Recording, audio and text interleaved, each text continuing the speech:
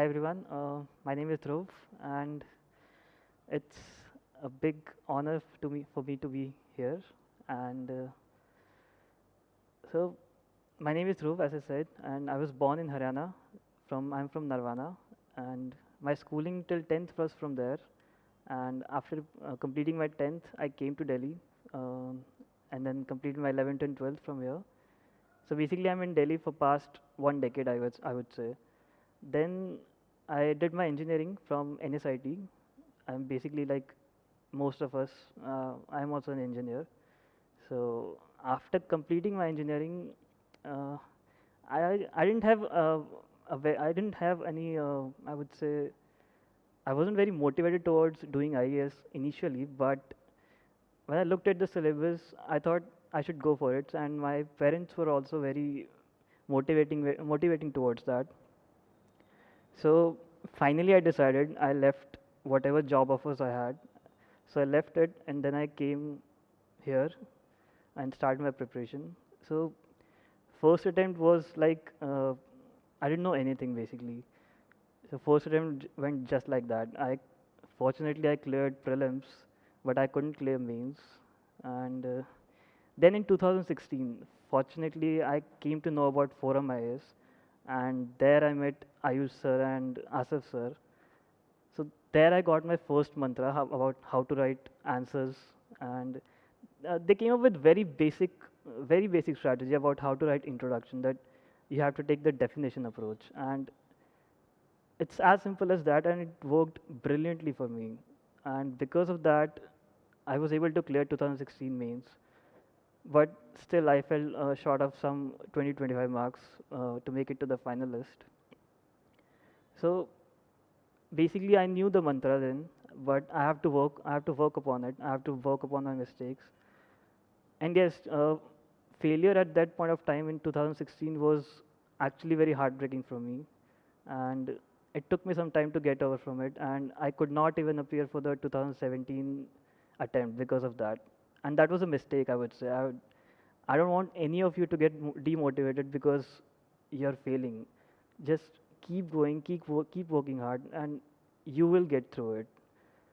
And I actually regret not appearing for the 2017 attempt, and I wish I would have, but sooner, better late than never. So this was my third attempt in 2018, and this year as well, ForumIAS was, I would say, the biggest partner in my journey.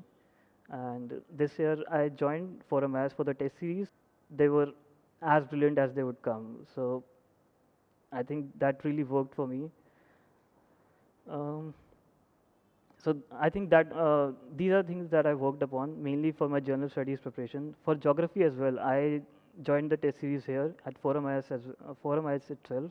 Praveen Kumar sir was there, and I think their guidance was the biggest factor in my success this year. And I would always be thankful to ForumIAS for their immense contribution in my success.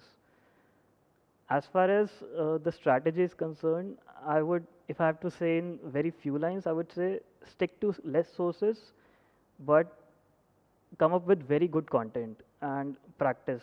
That would be the short, the shortest possible thing that I can say about the preparation. Um, as far as prelims is concerned, I think the sources everyone know. They are very basic sources. Like for polity, we have Lakshmikant. For modern India, we have Spectrum. So these are some basic sources that we have to take up and read them again and again. Basically, we have to revise as much as possible. But the biggest confusion that we have and the biggest obstacle that we face in prelims is how to prepare for current affairs. And even I face that confusion that is not a big deal. For current affairs, I got this mantra from Sir Ayush sir that pick up any two sources and just revise them again and again. Don't go for too much sources. Pick up any two sources for the current affairs, because from one sources maybe you may miss a thing, but if you pick up two sources, I think that would be more than sufficient. Cover current affairs for 12 months, revise them and again. That would be more than sufficient for your current affairs preparation, because preparing beyond that is not very useful. It's not, it will not give you enough ROI. So pick up any two current affairs, I would say.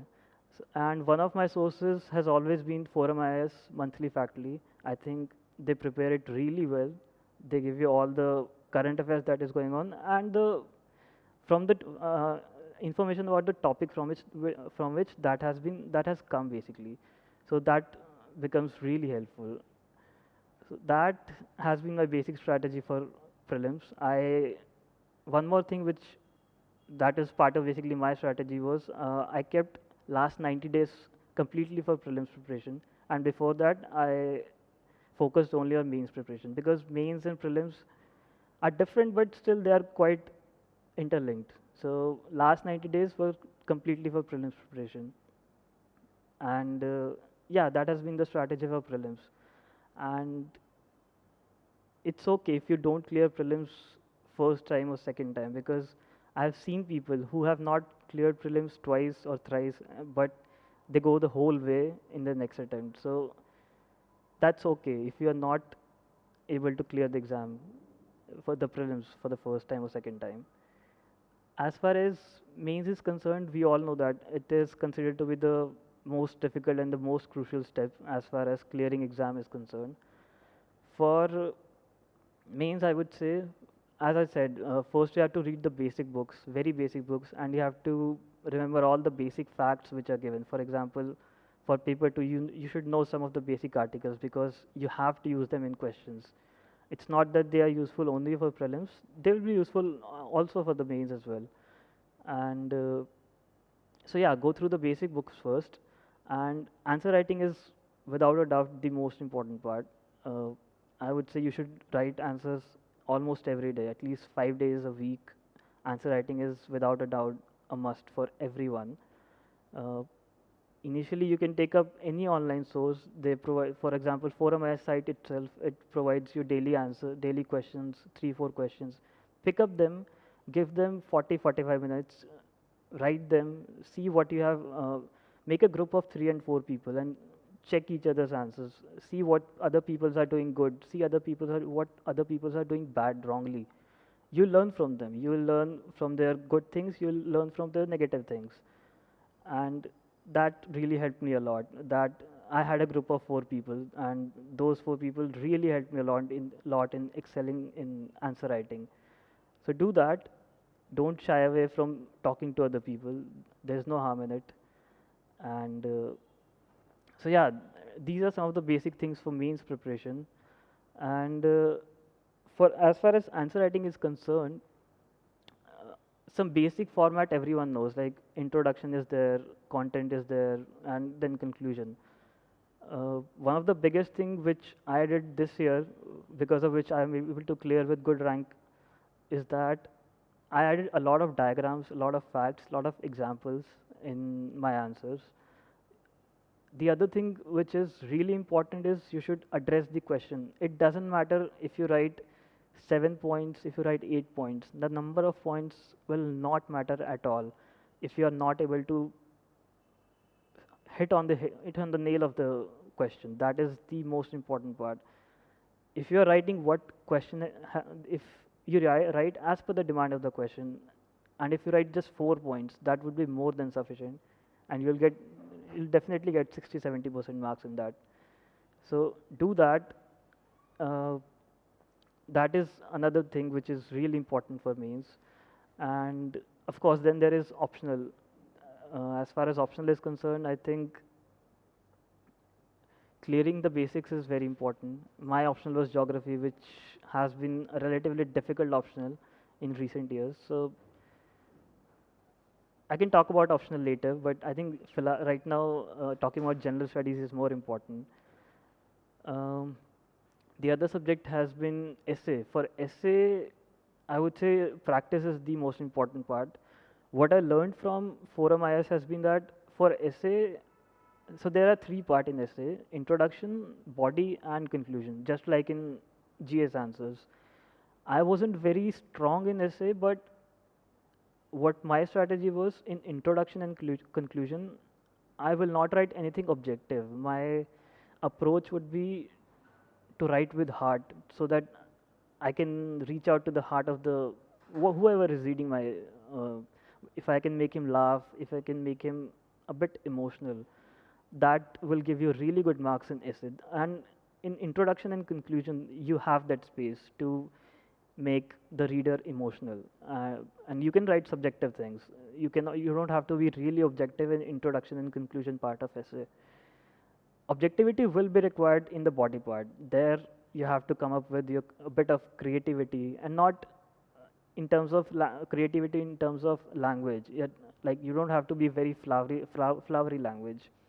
It's an advantage definitely if you have very good language, but it's not the most important part. The most important part is to apply what we have learned, to apply all the subjects that we are learning, and create different dimensions for the essay part. That, I believe, is the most important part in essay.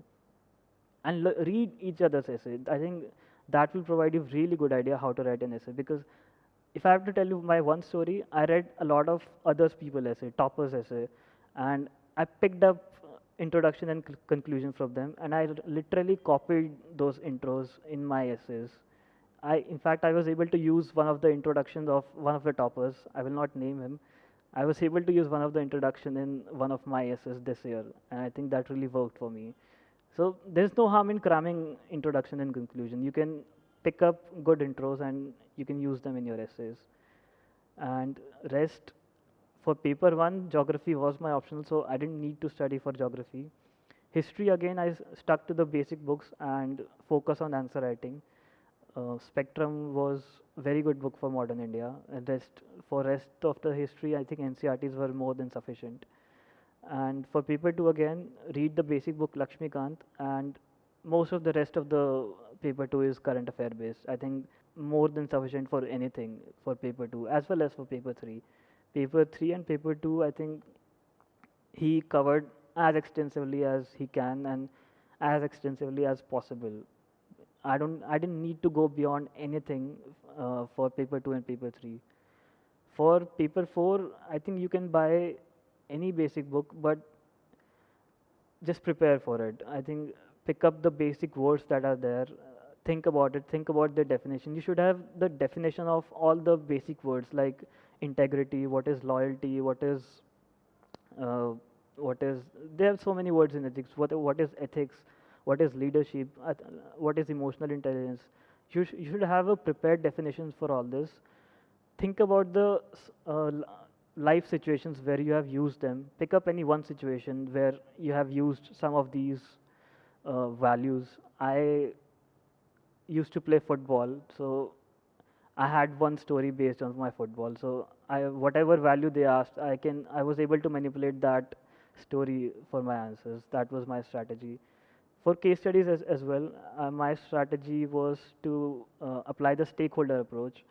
Whatever stakeholders they have given in the in the case study, depending upon the question. For example, the most common question is what are the values involved and what are the steps that you can take, what are the solutions, basically something like that. For the solutions part, you should pick all the stakeholders, think about all the stakeholders, and see what issues they are facing and what issues they are involved in. Address each of those issues in the answer part, and you will be able to write a good answer to the case study. This, I think, I've almost covered all the strategies for my general studies, and yeah, I think whatever mistakes I made, if I have to sum up some of my mistakes that I did, one was, of course, getting depressed when I failed for the 2016 attempt. That was, I think, one of the mistakes which I committed, and I don't want any of you to get depressed, because your time will come. There's no doubt about it. If you are working hard, you will definitely clear this exam. There's nothing that can stop you. I know it's a very, very difficult journey, and I will not say that it's an easy journey. It's not. It's a difficult journey, but it's not impossible task. It's a very much possible task. So just buck up, keep studying, forget everything else, lose all the distractions that are there in your life. I would say almost every day I used to study minimum 10 hours, but as the exams came closer for like 2 months before prelims, I stepped up my studying hours, and I definitely used to study 13 to 14 hours a day. And it's not about, I would also say that it's not about exactly the study hours that you put in. Of course, you have to put in some minimum hours, like 8 to 9 hours. That is must. There's no doubt about it. But it's more about the efficiency that you put in. So, for example, you should not be using your phone while you are studying, and you should not be distracted by some person's thought in your mind when you're studying. I think the informal discussions with the forum is in fact one of its biggest strengths. The fact that all the teachers are almost available to you all the time, whenever you need them. They are so friendly, and as I said, since 2016, I'm there with ForumIAS, and Ayush sir guidance was really helpful throughout my journey. That his presence was there all the time. Thank you so much. Thank you.